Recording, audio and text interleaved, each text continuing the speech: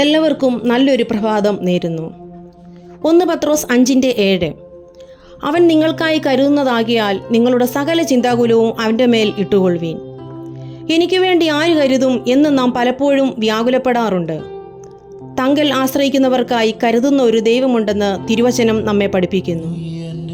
തൻ്റെ മക്കളിൽ ഓരോരുത്തരോടുമുള്ള ദൈവത്തിൻ്റെ കരുതൽ തൻ്റെ വചനത്തിലുടനീളം നമുക്ക് കാണുവാൻ കഴിയും. ഈ ലോകത്തിൽ നമ്മെ കരുതുവാൻ, നമ്മെ ആശ്വസിപ്പിക്കുവാൻ, നമ്മെ സഹായിക്കുവാൻ ആരുമുണ്ടാവുകയില്ല.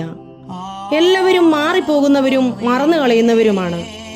അതുകൊണ്ടാണ് ഇയ്യോബ് പറയുന്നത്, നിങ്ങളെല്ലാവരും എന്നെ വ്യസനിപ്പിക്കുന്ന സ്നേഹിതന്മാർ എന്ന്. പ്രിയരെ, ഈ ലോകത്തിൻ്റെ സ്നേഹവും ലോകത്തിൻ്റെ കരുതലും താൽക്കാലികമാണ്. എന്നാൽ ദൈവത്തിൻ്റെ കരുതലുകൾ ശ്രേഷ്ഠവും നിലനിൽക്കുന്നതുമായിരിക്കും. വിശുദ്ധ വേദപുസ്തകത്തിൽ ഹാഗർ എന്നൊരാളെ കാണുവാൻ കഴിയുന്നു. എവിടെയാണോ അബ്രഹാമിൻ്റെ കരുതൽ അവസാനിച്ചത്, അവിടെ ദൈവത്തിൻ്റെ കരുതൽ വെളിപ്പെടുകയാണ്. ഇന്നു പകൽ എന്നെ കേട്ടുകൊണ്ടിരിക്കുന്നവരോട് ഞാൻ പറയട്ടെ, ലോകത്തിൻ്റെ കരുതൽ അവസാനിക്കുമ്പോൾ ദൈവത്തിൻ്റെ കരുതൽ വെളിപ്പെടുവാൻ തുടങ്ങും. ഇന്ന് നിങ്ങൾ ആരും സഹായിക്കുവാനില്ലാതെ, ആരും ആശ്വസിപ്പിക്കുവാനില്ലാതെ, ആരും ഒന്ന് കൈതാങ്ങുവാനില്ലാതെ നിസ്സഹായതയുടെ നടുവിൽ നിൽക്കുകയാണോ? ഇന്നു പകൽ ഞാൻ നിങ്ങൾക്ക് ഉറപ്പു തരാം, ഞാൻ സേവിക്കുന്ന ദൈവം നിങ്ങൾക്ക് വേണ്ടി കരുതുന്ന ദൈവമാണ്.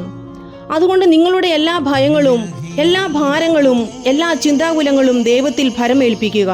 അവൻ നിങ്ങൾക്കായി കരുതുന്നതാകിയാൽ നിങ്ങളുടെ സകല ചിന്താകുലവും യഹോവയുടെ മേൽ ഭരമേൽപ്പിക്കുക. അതിനായി കർത്താവ് നിങ്ങളെ ഒരുക്കട്ടെ.